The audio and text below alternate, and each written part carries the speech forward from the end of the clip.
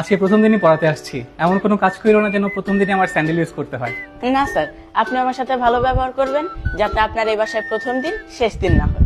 শেষ দিনও হতে পারে। টিউশন ফি কমানোর জন্য তোমার বাবা যেভাবে আমার হাত পা ধুচ্ছে, মনে হলো তোমার রাস্তায় থাকো, কিন্তু তোমাদের বাড়ি গাড়ি তো খারাপ না। টাকা বেশি থাকলে কি আপনাকে দিতে রাজি হবে নাকি? আপনি ভালো পড়ান না খারাপ পড়ান তা না জেনে কেন বাবা আপনাকে বেশি টাকা দিতে রাজি হবে? খুব শিয়া না, হ্যাঁ?